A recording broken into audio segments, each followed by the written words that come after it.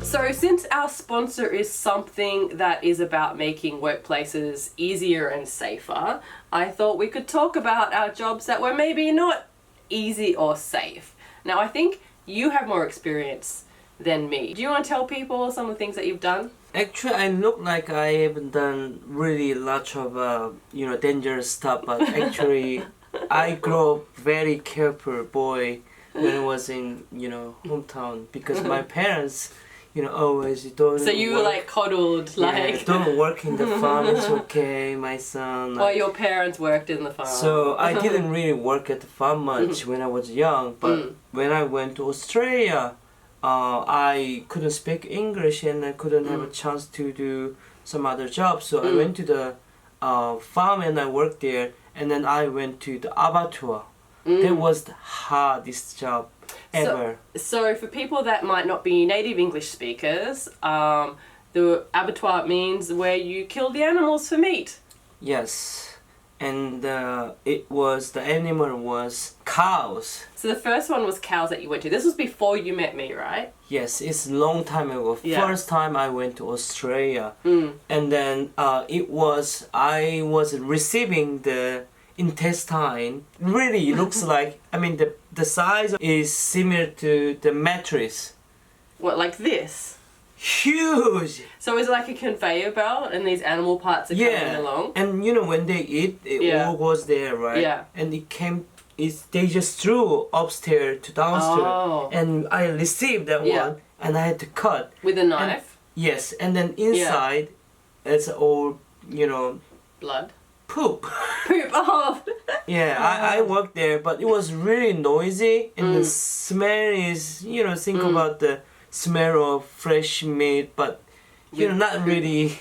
Like too fresh. Too fresh, Too of course, fresh, because it's warm, still warm, and I mean, like, I had no choice, so I stayed there, but it's really noisy, and my ears always, like, we need to shout, so, like, we are in the club. So you Very get, like, noisy club. Ear damage from that, maybe. I think so. That's why we always put the earphone, but we had to shout. What are you doing? What? I don't know. You should go there. Okay? Okay. Like, really shout. And then all the gears are quite dangerous as well. So if you want to go and check, then, you have to go. If usually the machine operation thing is on the top or somewhere, you can't really reach. So it's quite hard to get there. This type of industry, people don't want to do it because we called hard yaka. It's difficult. That's something you job. learned in Australian slang. Because like it was hard hard work. It's really hard work. Hard yakka is the Australian It was term for really that. difficult. Yeah. Really hard job. And I went to 3 abattoir actually. First one in Newcastle, and I gave up in 1 week because it was too much. Was that cows? Yeah, it was cows. And then actual second one I went was even harder. But I had no choice, nowhere to go because I had no money. This was before. I hear these stories about before you met me, and like I think about what I was doing that time in Australia, and I just feel like so guilty. Like my future husband was out there working this really difficult job, didn't have any money, and I just feel like, oh, if only I had known. But because I have done all these things, so eventually I met you because I saved the money and I went to the college and then I met you. But like second time I went to the abattoir was really difficult one. And actually the head of the cows coming, I had to put the bone structure. I had to separate the bone and then like think, oh my god, it's really Because you really could see difficult. like it looks like a cow, right? It is cow. I mean, when you play game and there's a big shield that you have, right? The cow shield. Sometimes you people understand I don't know. who play games. A cow shield. Yeah, something like that big. The head is that big. It's huge one. We had to hold. And then it was really difficult one. And third one was sheep, and was the easiest one because I had experience with the cows. And it's bigger. It's really difficult. Smaller, it's easier. And you knew me by that time. Yes. So you knew me by then because that was when you were in my hometown. So we weren't married yet, and we'd met in Sydney, but sort of on the way to organising things and getting married, you went to my hometown to work.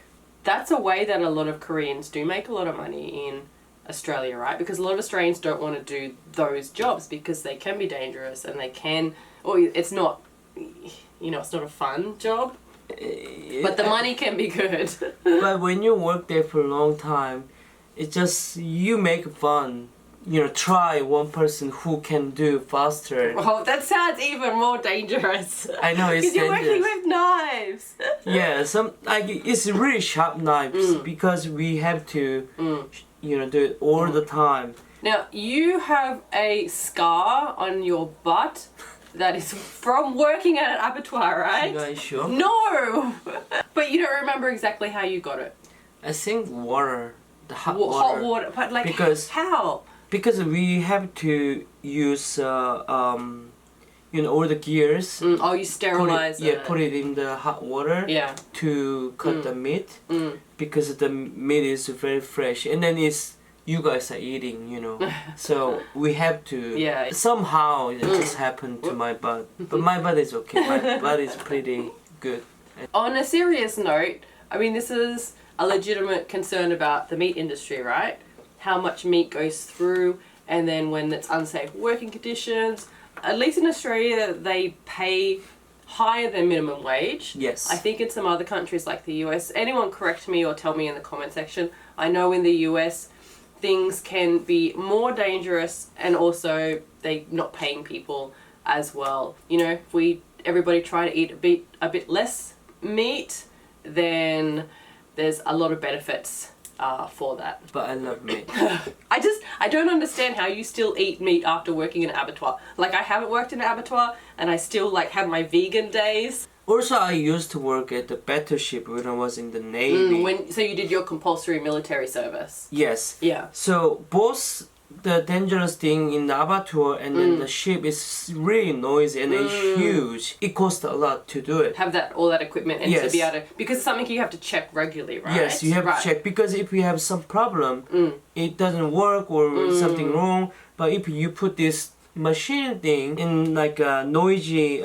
factory or ship or that kind of stuff, then you know that even though you don't go, you can see the LED light. Yeah. Then you can see that this is still working. This is what this company has made then. Yes, it just work. It serves. Very interesting. So this is interesting for you because you have worked on battleships. So you've worked in abattoirs and then you've worked in the battleship as well. It's so noisy. So what were some things that you did when you were in the Navy? Did the painting. Painting the ship over and over? And but when we are training, actually we carry the weapon, the missile things, and we moved because actual training for the war. I remember you telling me that the battleship that you were on was actually used in World War II. Yes, it was. It was from American Navy. That's like super interesting, like to think that you were on a ship and walking the whole, because I'm a history buff, right? Like where, soldiers in World War II were on that. That's amazing. I also remember you saying that the ship couldn't go out into the open ocean because it was so old. You could only go from one harbour to another. Yeah, but we did a really long run before, but we still did a training. Yeah, we had to wear the clothes, our uniform in 1 minute, and then had to ready. Oh, you had to do Get that. there in like 3 minutes at ready to shoot. We trained a lot. Really interesting thing that we actually went to some town, but it took like 17 hours.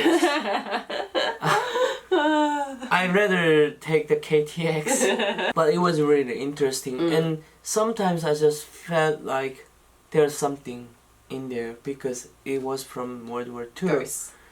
Yeah, I would feel that as well. Did people have experiences? We just say was that I think they're the type of there are so many rooms.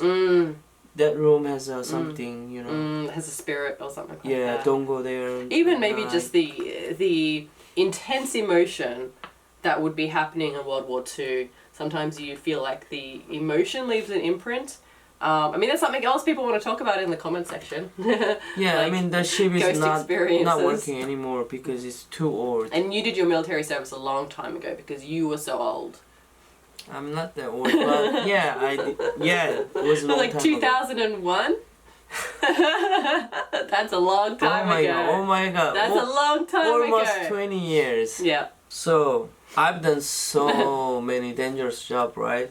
So, what about you? When I was doing my captive animals course, which is a course to basically do zookeeping or work in wildlife parks and that type of thing, as part of our course, and part of our sort of job training, some of us went to Borneo to help with sun bears there. So we went to the Indonesian part of Borneo, and there's orangutan sanctuaries there, and there's a sun bear sanctuary there.